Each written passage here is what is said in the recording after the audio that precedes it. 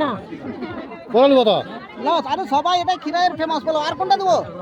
এটা না পড়বে তো। তো আমরা খিরাইটা প্রায় ছিল সেই সুন্দর বাড়িটা পুরোটাই। হ্যালো বন্ধুরা, ওয়েলকাম টু মাই চ্যানেল। আমার সাজ পোশাক দেখে বুঝতেই পারছো যে আজকে আমরা খুব সুন্দর একটা জায়গায় ঘুরতে যেতে চলেছি। মেদিনীপুরের সব থেকে famous village of the flower মানে খিরাই। হ্যাঁ, আজকে আমি সেখানেই ঘুরতে যেতে চলেছি। আর কোথায় ঘুরলাম কি করলাম ভিডিওটা শেষ পর্যন্ত দেখতে থাকো। প্রথমেই সুন্দর একটা ড্রেস পরে রেডি হয়ে গেলাম, এইদিকে বকবক করতে করতে আমরা বেরিয়ে গেলাম। এদিকে দেখো এত পরিমাণে গাড়িটা চলছিল, মানে এত পরিমাণে রাস্তাটাও অবস্থা খারাপ, ওই জন্য আমি ভিডিওটা ঠিকঠাক করতে পারছিলাম না, মানে কোনো রকমের ভিডিওটা করছি মানে আমি একেবারে নাজেহাল হয়ে যাচ্ছিল। রাস্তার অবস্থা এত পরিমাণে খারাপ, মানে ব্যায়াম করতে লাগবে না এত পরিমাণে খারাপ। যাই হোক, এদিকে বকবক করতে করতে আমরা চলেই এই যে খিরাই স্টার্ট, এখান থেকে ফুলের বাগান শুরু, মানে প্রত্যেকটা ফুলের বাগান এত সুন্দর, মানে কতটা জমি জুড়ে যে ফুলের বাগানটা রয়েছে মানে সেটাই শুধু ভাবছি। মানে খুব সুন্দর, মানে যেরকম ধান জমি সর্ষে বাগান সেরকম পুরো ফুল আর ফুল। যাই হোক, এদিকে মা গোল্লা, এদিকে নতুন মাসি, এদিকে সবাই বসেই রয়েছে, আমরা যাচ্ছি। আর দেন এখানে এত সুন্দর রাস্তার মধ্যে যেতে সত্যি বলতে দারুণ লাগছিল। মামার যে গাড়িটা ছিল সেই গাড়িটা করে যাচ্ছিলাম, আর বকবক করতে করতে পৌঁছেই গেছে। আর দেখো কত লাইন বাই লাইন, মানে ওইখান থেকে দেখাই যাচ্ছে, মানে মানুষ এখানে পিকনিক করতেও চলে আসে। মানে পর পর মানুষ একদম গিজগিজ করছে, যেহেতু আজকে সানডে ওই জন্য আজকে মারাত্মক পরিমাণে ভিড়। মানে আমরা গিয়ে যে কি করবো, চলো যাওয়া যাক, গিয়ে দেখা যাক কি হয়। তো ফার্স্টেই আমরা এখান থেকে যেতে না যেতে চলে গেলাম ফুলের যে মেলাটাই, মানে ওখানে প্রচুর পরিমাণে দোকান বসেছিল। সেখানে ফার্স্টে আমরা নিয়ে নিলাম একটা সুন্দর দেখে হেয়ার ব্যান্ড। আর কোন হেয়ার ব্যান্ডটা নেবো সেই জন্যই আমরা চুজ করছিলাম। প্রত্যেকটা হেয়ার ব্যান্ড এখানে 40 টাকা 50 টাকা করে দাম বলছিল, বিকজ অনেক লোক, মানে এই জানুয়ারি মাস ডিসেম্বর মাস ফেব্রুয়ারি মাস প্রচুর পরিমাণে লোক আসে না, আর সেই জন্যই ফুলের এই হেয়ার ব্যান্ডের দাম বাড়িয়ে দেয়, কারণ মানে ওদেরও লাভ হবে সেই জন্য। এমনিতেও ফুলের এই হেয়ার ব্যান্ডের দাম নাকি 10 টাকা 20 টাকা করে, বাট মানুষজন যেহেতু বেশি আসবে, বাইরে থেকে লোকজন আসে, সেই জন্য দাম একটু বেশি করে বাড়িয়ে দেয়। না বল কথা না, আরে সবাই এটা খিরাইয়ের ফেমাস বলো, আর কোনটা দেবো? এটা না পড়বে তো।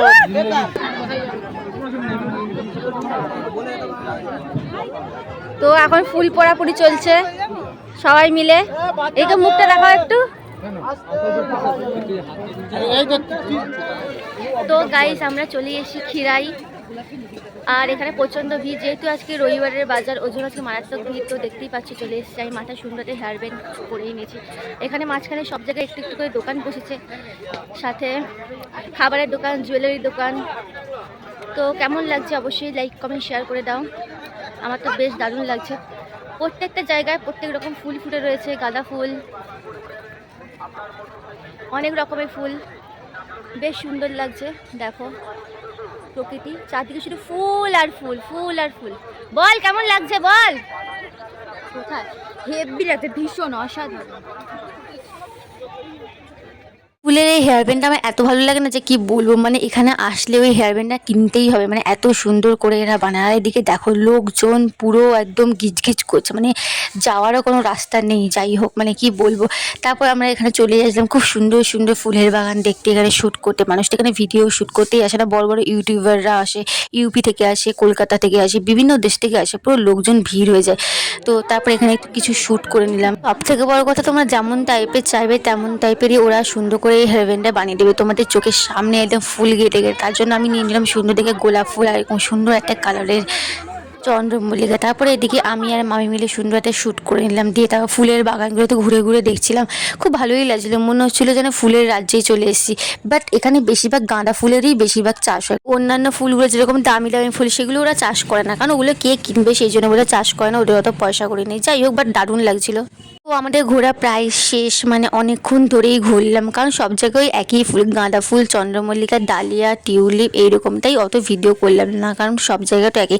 তারপরে এখান থেকে বাড়ি ফেরার সময় সব থেকে ভয়ানক যেই রাস্তাটা তোমরা দেখো, মানে এখান থেকে লোকে যায় কি করে আমি সেটাই বুঝতে পারছি না। একটা রাস্তাও তো এটা করতে পারে, মানে তুই ভাবতে পারছো, মানে এখান থেকে একবার পা পিছলে পড়লে সে ধাপাস করে পড়ে যাবে। সে যায়, কত লোক আসছে দেখতে পাচ্ছি, মানে আমরা যে কীভাবে যাবো সেটা বুঝতেই পারছি না। বাড়ি ফেরার সময় আমাদেরকে ঘোরাচ্ছিল সেই জায়গা যেখানে এই বাড়িটা ভেঙে পড়েছিল বন্যাগ্রস্ত হয়ে, মানে দেখে খুবই খারাপ লাগছিল। সেটাই সেই জায়গাটা আমরা দেখছিলাম, আর জায়গাটা পুরো কীভাবে ধসে পড়ে গেছে তোমরা শুধু দেখো। মানে যেখানে ঘোরার পরেও আমি শুধু এটাই দাঁড়িয়ে দাঁড়িয়ে দেখছিলাম। সেই ভয়ানক দৃশ্য যেটা দেখলে খুবই কষ্টদায়ক একটা ব্যাপার। সেই বাড়িটা কীভাবে যেটা ভেঙে গেছে, মানে মানুষগুলো যে কীভাবে ক্ষতি হয়েছে কি বলবো, মানে পুরো বাদটাই ভেঙে গেছে, দেখো তোমরা। রাস্তাটাও মেরামত করা হয়েছে, মানে এরা নদীর ধারে কি কখনো বাড়ি করা উচিত? নদীর ধারেও কখনো বাড়ি করা উচিত না, এই কারণে এত সুন্দর রং করা পাকা বাড়ি কীভাবে ভেঙে নষ্ট হয়ে গেছে। মানে কতগুলো টাকা, শুধু টাকাটা বড় কথা নয়, বাড়িটাই পুরো নষ্ট হয়ে গেল। মানুষজনও যে কোথায় আছে এখন, সেই মুহূর্তে যে ওদের কি পরিস্থিতি ছিল সেটা মানে বুঝতেই পারা গেছে। খুব পরিমাণে ভাইরাল হয়েছিল, সেটাই এখন আমরা এসেছি দেখতে। তো খুবই খারাপ লাগছে। আর এদিকে পাগলা মন খারাপ করে বসে আছে, কারণ ওর কিছু ভিডিও করা হয়নি সেই জন্য। তো যাই হোক, তারপরে আমার খুব খিদে পেয়ে গেছিলো, সেই জন্য কিছু চপ টপ খেয়ে নিলাম, এখানকার ফেমাস চপ। তারপরে ওখান থেকে চলে গেলাম একটা মেলায়, ওখানে মেলা বসেছিল শীতকালের উইন্টারের জন্য। তারপরে চলে আসলাম এখানে ছাতুর পকোড়া খেতে, মানে বিখ্যাত নাকি এখানকার, নাকি কি জানি না, মাশরুম পকোড়া নিরামিষ। যা যা চিকেন পকোড়া পছন্দ করো না তাদের পক্ষে এই মাশরুম পকোড়াই একদম বেস্ট। তো সেখানে কিনে নিলাম 7খানা পিস 50 টাকা করে। তো এখানে ভাজা শুরু হচ্ছিল, আমরা অর্ডার দিয়েছিলাম। দেখতে কিন্তু দারুণ লাগছিল। ওদিকে কিন্তু ভাজা শুরু হয়ে গেছে, আমরা অর্ডার দিয়েছিলাম। তারপরে 7 পিস 50 টাকা প্লেট। তারপরে দিয়ে দিয়েছিল সুন্দর করে বিট লবণ দিয়ে ওপর থেকে ছড়িয়ে, আর 3 রকমের সস দিয়ে দিয়েছিল হাতে। আমি এদিকে নিয়েই নিলাম, খুব গরম গরম, মুখে দিতে না দিতেই একদম দারুণ লাগছিল। একদম দাঁত একদম মানে কি বলবো, ঝলসে যাচ্ছিল গরমে। আর খেতে হেভি লাগছে, দেখে আমার এখনো জিভে জল চলে আসছে। মাশরুমের এই পকোড়া খেতে খেতে আমরা চলে গেলাম ভুট্টার দিকে, কারণ ভুট্টা খেতে আমার দারুণ লাগে। প্রথমেই বললাম যে চলো ভুট্টার দিকে যাই, বাট এখানে ভুট্টার দাম বলছিল একটা 20 টাকা, একটা 25 টাকা। তারপরে ওখান থেকে ভুট্টা নিয়ে নিলাম, খেতে আমার বেশ ভালোই লাগে। মেলার এখানে ঢুকে শুধু আমরা খাবার দাবারই খেয়েছি, বেশি কিছু কিনিনি, কারণ খেতে বেশ ভালোই লাগে আমার। যাই হোক, আমি খাচ্ছি ভুট্টা। ভুট্টা খাওয়ার পর চলে গেলাম জিলিপির দিকে, কারণ মেলায় আমরা এসে শুধু খাবার দাবারই কিনতে, বেশি কিছু না। তারপর এখান থেকে সুন্দর একটা জিলিপি কিনে নিলাম, 250 টাকা নিয়েছিল, বাট খেতে বেশ ভালোই লাগছে। সত্যি বলতে জিলিপির গন্ধটা আমার এত ভালো লেগেছে না, আমি 4-5টা উড়িয়ে দিয়েছি, আমার এত দারুণ লেগেছে। তারপর জিলিপি খাওয়ার পর চলে গেলাম ফুচকার দিকে। এদিকে ফুচকা আমি খেয়ে নিলাম, ফুচকাটা বেশ দারুণ ছিল। এখানকার ফেমাস ফুচকা, মানে সবকিছু এখানকার ফেমাস। যাই হোক, ভিডিওটা এখানে শেষ করছি। ভালো লাগলে অবশ্যই লাইক কমেন্ট শেয়ার করে দাও, সাবস্ক্রাইব করতে ভুলো না। পুরো ভিডিওটা কেমন লাগছে অবশ্যই কিন্তু তোমরা কমেন্ট করে দিও। তো গাইস, তোমরা এদিকে পুরো ভিডিওটা দেখতে থাকো, আর আমি এদিকে ঝাল ঝাল স্পাইসি ফুচকা খেতে খেতে বাড়ি চলে যাই। Thanks for watching guys, bye, love you.